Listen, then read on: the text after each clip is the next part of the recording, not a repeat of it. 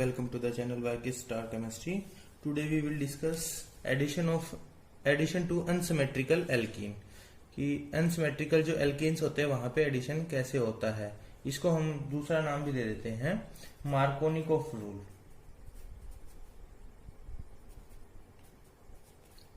Markovnikov rule बहुत सुना होगा, ऑर्गेनिक में बहुत फेमस है. ठीक है, तो यहाँ पे क्या होता है कि अनसिमेट्रिकल एल्कीन का क्या मतलब है कि वहां पे जो डबल बॉन्ड है उसके दोनों साइड में नंबर ऑफ कार्बन एटम्स अलग अलग है. देखते हैं CH3 CH double bond CH2. Propylene हमने ले लिया है. अब इसमें हम क्या करते हैं, HI है, हाइड्रोजन आयोडाइड है, इसका एडिशन करवाते हैं. तो जब इसका एडिशन करवाएंगे तो हमारे पास दो पॉसिबिलिटी है कि जो आयोडीन है यहां पे भी ऐड हो सकता है और आपका आयोडीन है वो यहां पे भी ऐड हो सकता है. तो देखते हैं CH3 CH2 CH2I. एक तो हमारे पास ये प्रोडक्ट हो सकता है N प्रोपाइल आयोडाइड, और एक क्या हो सकता है हमारे पास CH3 CHI CH3 iso propyl iodide. तो ये दो प्रोडक्ट हो सकते हैं, लेकिन हमने देखा कि जो आइसोप्रोपाइल आयोडाइड है वो हमारा मेन प्रोडक्ट है, या हम बोल सकते हैं मेजर प्रोडक्ट है, और जो एन प्रोपाइल आयोडाइड है वो माइनर प्रोडक्ट है. तो इसका रीजन क्या है, जो डबल बॉन्ड है उस पे तो हाइड्रोजन आयोडीन दोनों यहां से तो इक्वल प्रोबेबिलिटी से लग रही हैं, लेकिन यहां पे क्या है कि जो ये मेजर प्रोडक्ट है ये किस वजह से है, ये मार्कोनिकोफ रूल की वजह से है. तो अभी हम समझे कि मार्कोनिकोफ जो रूल है वो क्या होता है. तो ये क्या बोलता है कि when this rule states that when addition across an unsymmetrical double bond takes place the positive part of the attacking reagent हमारा क्या है, HI है. तो HI अगर हम देखें तो यहाँ पे क्या होगा, पार्शियल पॉजिटिव, और यहाँ पे क्या होगा, पार्शियल नेगेटिव. तो क्या होगा, the attacking reagent, the positive part of the attacking reagent goes to the carbon with the greater number of hydrogen atom. कि जो पॉजिटिव पार्ट होगा वो उस कार्बन पे जाएगा जिसपे क्या होंगे, ज्यादा नंबर ऑफ हाइड्रोजन होंगे. यहाँ पे देखते हैं कि HI था हमारा, H तो इस रूल के हिसाब से कहां पे जाएगा, इस CH2 के पास जाएगा. तो हमारे पास क्या बनता है, CH3 बनता है, और जो नेगेटिव पार्ट है वो जिसके कार्बन के पास कम हाइड्रोजन है वहां पे जाएगा.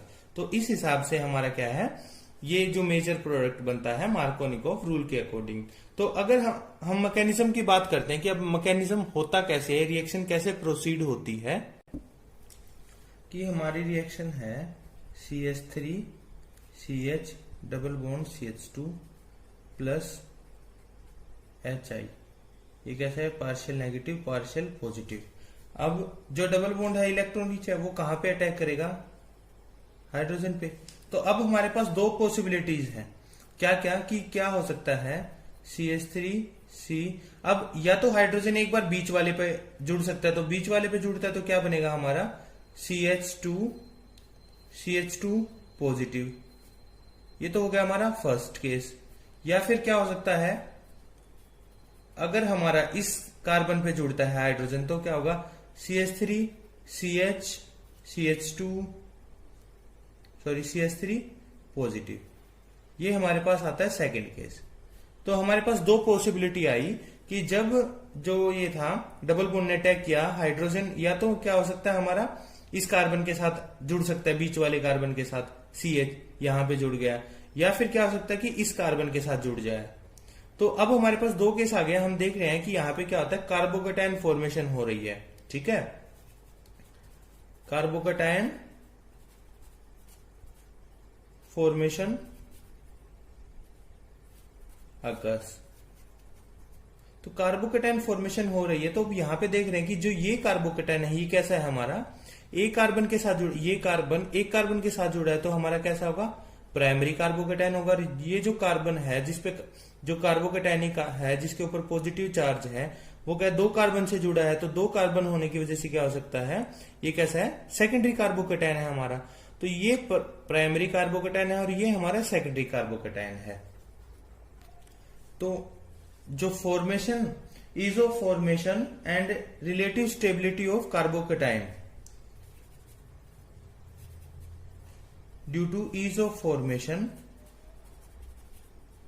कि कितनी आसानी से फॉर्म हो रहा है, and relative stability of carbocation,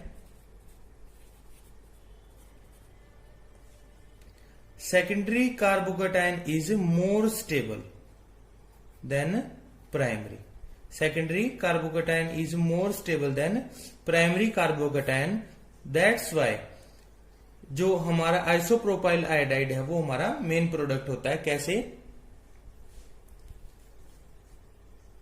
CH3 CH positive CH3 plus क्या था, I नेगेटिव, और ये हमारा क्या बन जाता है, हमारा CH3 CH I CH3.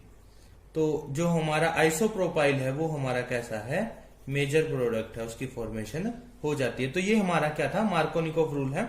अब हम और एग्जांपल करते हैं जिससे उसको अप्लाई करके देखते हैं ताकि हमें अच्छे तरीके से समझ आए. हमारे पास एग्जांपल है CH3 C CH3 double bond CH2 plus HL कि हाइड्रोजन क्लोराइड के साथ जब रिएक्शन करवाते हैं तो हमारा प्रोडक्ट है वो क्या होगा. तो यहां पे हम देखते हैं मैकेनिज्म में कि CH3 C CH3 double bond CH2 plus HCl, partial positive partial negative. ठीक है. अब हमारे पास क्या दो पॉसिबिलिटी है, क्या क्या हमारे कार्बोकेटाइन है इंटरमीडिएट है वो बन सकते हैं. एक तो हमारा क्या बनेगा, CH3 C CH3 positive CH3 और CH3 CH CH3 CH2 positive. अब हमारे पास दो पॉसिबिलिटी है. ये एक तो 1 है, ये यहां पे क्या है, टर्शरी कार्बोकेटाइन है, और यहां पे क्या है, हमारा प्राइमरी कार्बोकेटाइन है. दो पॉसिबिलिटी है. अब हमें पता है कि टर्शरी कार्बोकेटाइन है, स्टेबिलिटी जो है टर्शरी कार्बोकेटाइन की क्या है, ज्यादा है किससे, प्राइमरी कार्बोकेटाइन से. तो इसकी वजह से जो हमारा प्रोडक्ट होगा वो क्या होगा, इस कार्बोकेटाइन से हमारा प्रोडक्ट फॉर्म होगा. तो देखते हैं क्या प्रोडक्ट होगा हमारा, CH3 C CH3 positive plus CH3 plus I negative. क्या बनेगा हमारा, CH3 C CH3 chlorine CH3. इसको हम बोलते हैं टर्शरी ब्यूटाइल क्लोराइड. तो हमने देखा कि हमारे पास जो टर्शरी ब्यूटाइल क्लोराइड है वो हमारा कैसा है, मेजर प्रोडक्ट है. तो इस तरीके से हम जो है इसको अप्लाई करेंगे. तो इसकी एक मॉडिफाइड डेफिनेशन भी है, या हम बोल सकते हैं इसका modern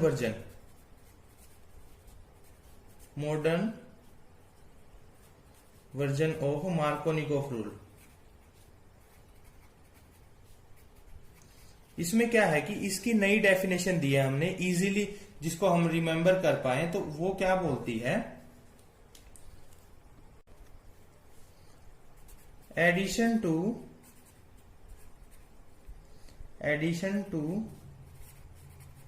इथाइलिनिक double bond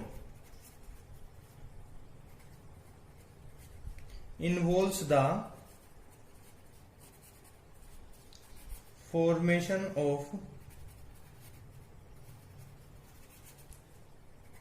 more stable carbocation intermediate. वहां पे हमने डेफिनेशन देखी थी, लेकिन अब हमने उस डेफिनेशन को मॉडिफाई कर दिया, मॉडर्न वर्जन बोल दिया कि एडिशन टू इथाइलिनिक बॉन्ड, जो हमारा इथाइलिनिक बॉन्ड है, involves the formation of more stable carbocation intermediate. जिसके अंदर आपका मोर स्टेबल कार्बोकेटाइन इंटरमीडिएट बनेगा, वही हमारा क्या होगा, मेजर प्रोडक्ट होगा. और उसी को हमने क्या नाम दिया है, modern version of Markovnikov rule नाम दिया है. तो अगर वीडियो आपको पसंद आई है तो लाइक जरूर कीजिएगा। Thank you.